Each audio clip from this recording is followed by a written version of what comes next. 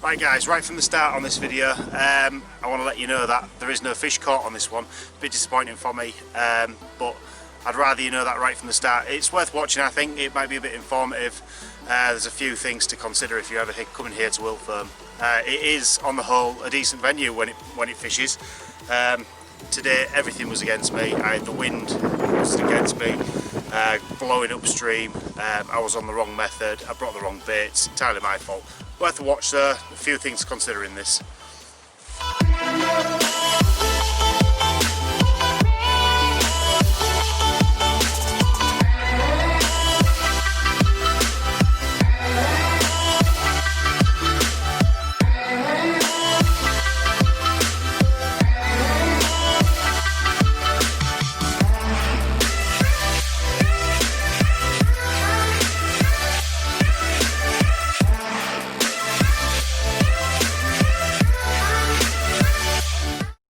Welcome back guys, we're here this morning at 4 o'clock. It's Wilfholme landing here on the river Hull.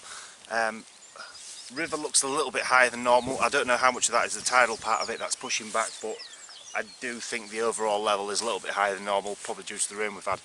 Although this does tolerate the rain quite a lot before it starts to show.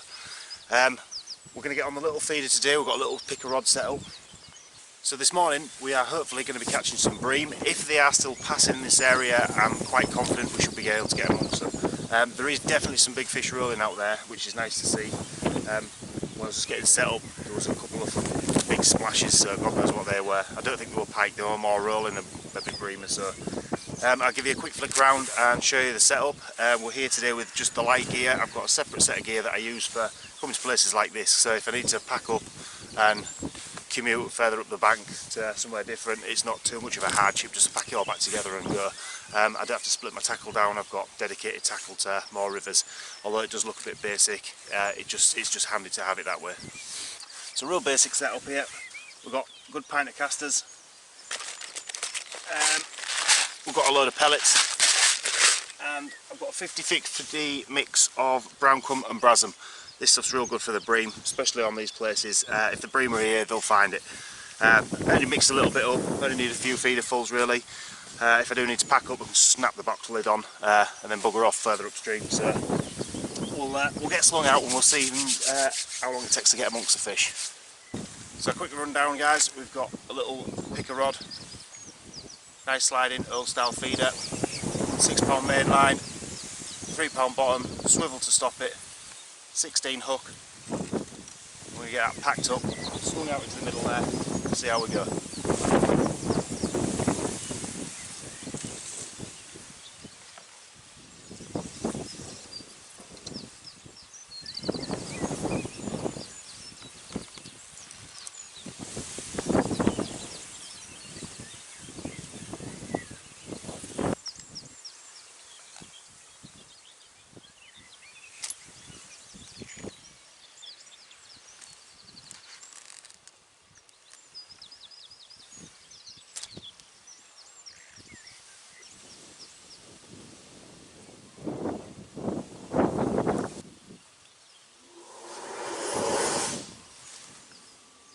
Oh shit, here comes the sluice.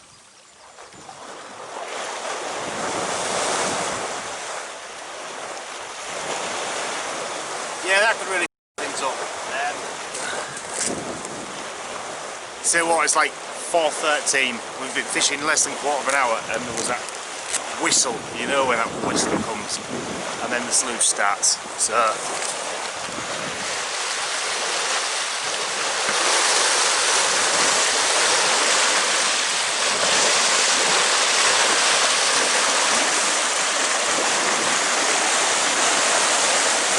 So for us, we're going to carry on giving it a go. We've only been here a quarter of an hour, we've got an out to lose now at this point.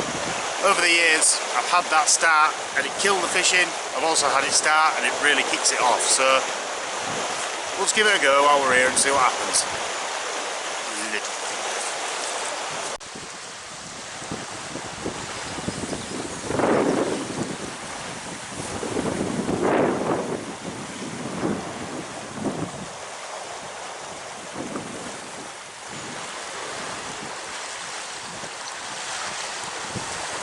So guys, I've done what I don't really like doing, and that's moving pegs. I've literally switched over to the other side of the sluice because the way I was geared up with my feeder was a bit too light and I couldn't hold the bottom. So as the new current's coming in from the sluice, it's literally ripping my feeder around and pulling it back out again. So just give up. You gotta be kidding me.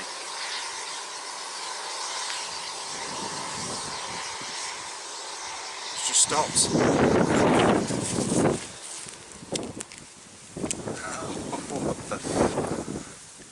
It was on for half an hour. Messed about for half an hour. So we've got switched around, moved over to the other side of the sluice now. The gears I've left the same, but now we've re-spaced out, so I'm now at the opposite side of what was the new current. I'll give you a quick flip around again just to show you. We're literally set up like a beach caster to keep the tip high up in the air and the line off the water to try and eliminate a lot of the bouncing on the tip and the pulling around with the toe, but that might not be too much of an issue now. So I've got set up, we're at the far side now. You can see the tip's right up in the air just to keep the line off the water as much as possible. Looks a bit like a beach caster. Hopefully we should get amongst the fish. Can't fucking believe that.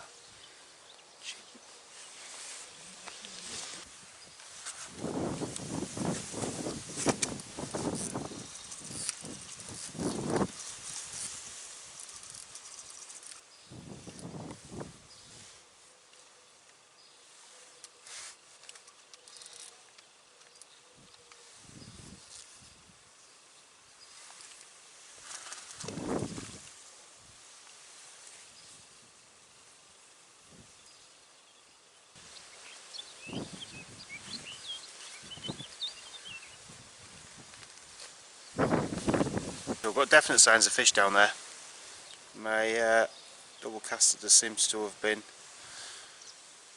destroyed and one removed, so maybe a little bit more optimistic as well. The weed seems to have stopped now as well, because I was picking up a lot of weed before when the water was churned up with the pump running, but it just seems to have stopped a little bit, so might be in for an alright time.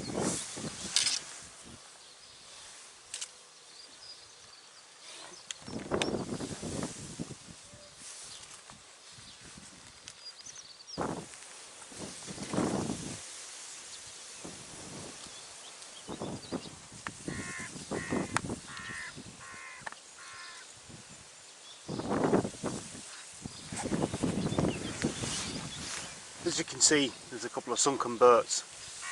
The place is starting to look a bit unloved with all these guys that big. This time last year, I'm sure there was boats there that were fully afloat and people living on them. But now, it all just seems to have died off. Boats are sunk.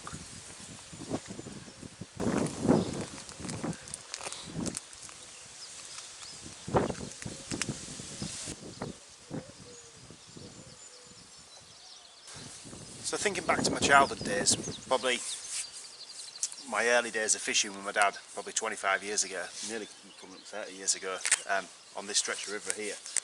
We used to go right further up onto the bend where it's a little bit deeper, but now when you come up, there's an absolute abundance of signs all over. That's a private property, keep out, animals roaming, animal compound, danger of death, all sorts.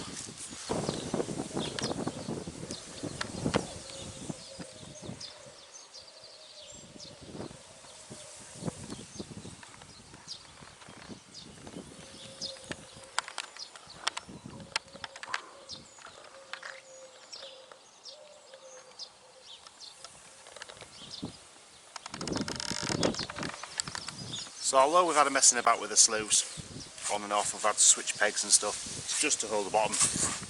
Even if we don't catch some fish today, will some good come of it? I've just shown you all these signs. When you make the journey to come down here to fish, and you find that these two pegs here, people are sat in them, you can either go home or you can risk going through them signs to the deeper water where we know there's some pegs further up. You're talking about 300, 400, 500 metre height, but it's worth it rather than going home.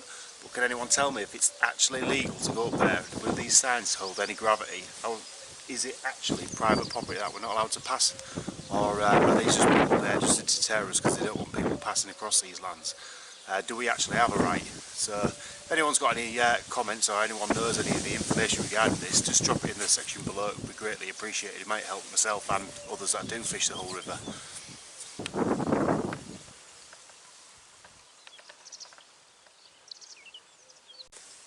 I was just having a bit of a rummage round, just went back to my hold all. I've just found this on the floor. Part of an old broken float, loaded splash 'em midi waggler. Crudely tied on to very thick line. There, tied that is. And a horrible hook link, all tied up. It can't be more than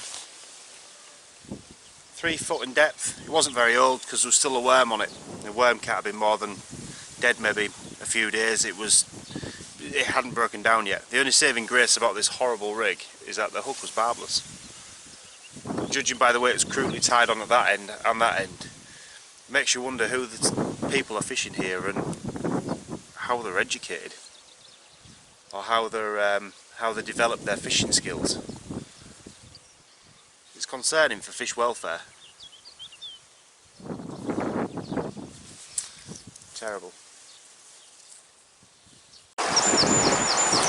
So it's 6:30 in the morning. We've already had the sluice running once. I've got a little bit bored on the. I've had a few broken casters on the tip, that's all.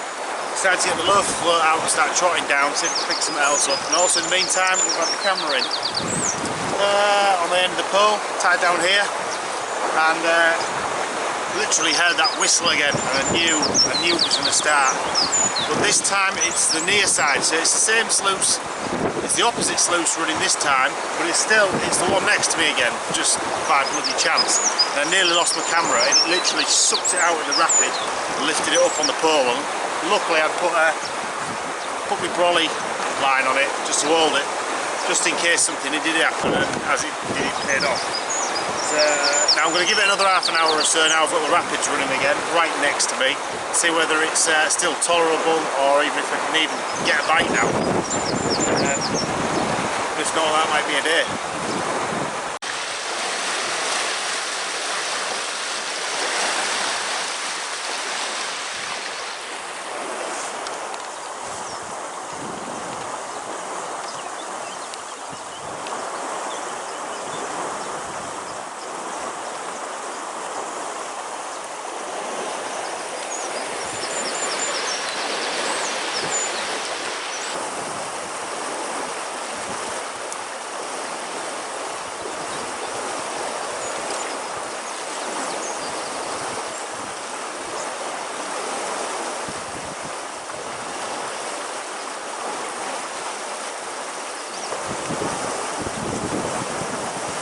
At least now with the currents flowing, we might be able to travel the right direction, because before the sluice started I was casting in and the current's toning down that way, but below on the line, or the wind is pulling it back this way. I was going upstream rather than down. So hopefully now, keep dropping the bait in here, and the line in here, hopefully keep drifting down and going the right direction. So you never know, it might be a blessing in disguise.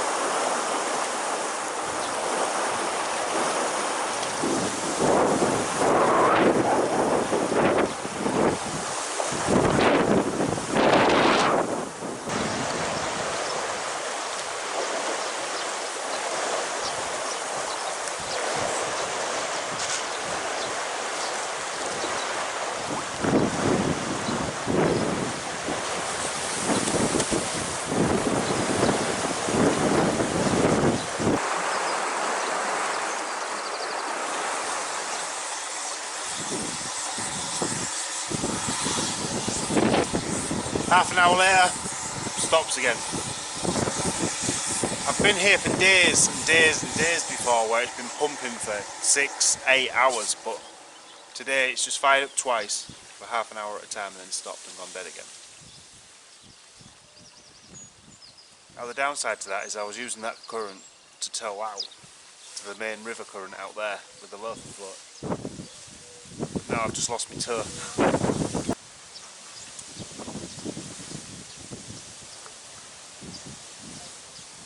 So we're just, now you've watched the fishing, we're just going to go for a little walk along the bank and just have a look at a few of the other pegs that we know we can get to legally by accessing on the public footpaths.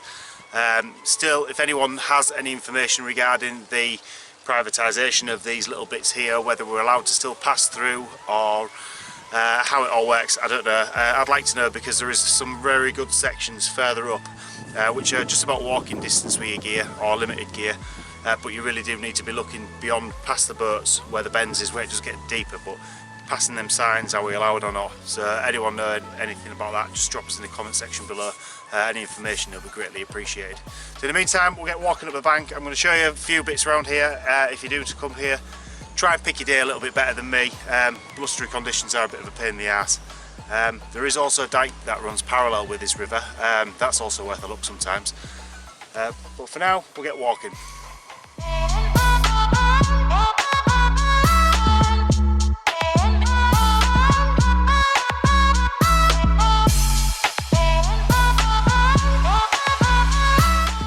So you can just about see the rat runs here where people have been migrating down to the bank here and formed a bit of a peg. So we'll go down and have a quick look at that peg and see what that looks like.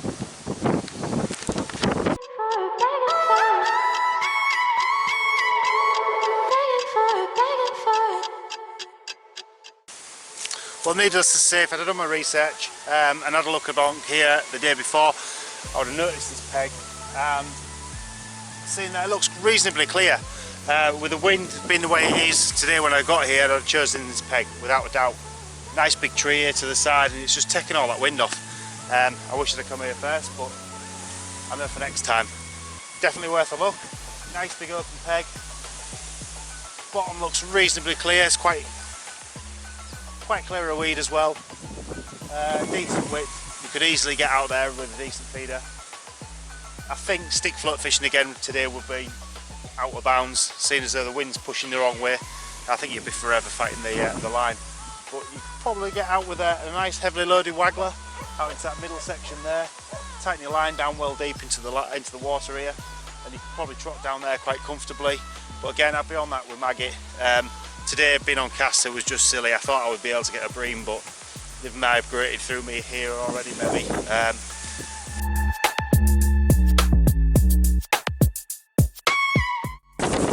Right, to be set up on this peg is brilliant. Nice clear open water here. At the moment they don't look like there's hardly any weed on the bottom as well, which is quite rare. The Environment Agency do come up and chopping it away. But this is where the intersection is of the dike that runs under the other dike, or into it, something like that anyway. This intersection here is very good. You can comfortably get out there with a feeder, or either out there with a waggler, nice open peg. And if there's no wind and you catch it right, you can get out there with a stick and trot all the way around down there. Again, maggot all day, definitely worm. Casters, bring them as well, but just don't rely on them like I did today. Just silly. Got some geese over there.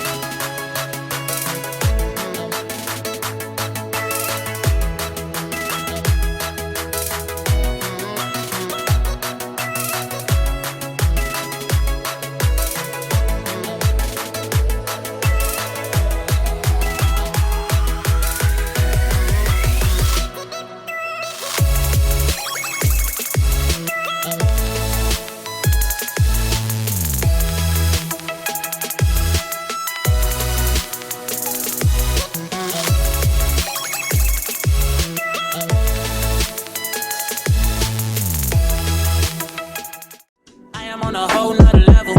Girl, he only fucked you over cause you let him.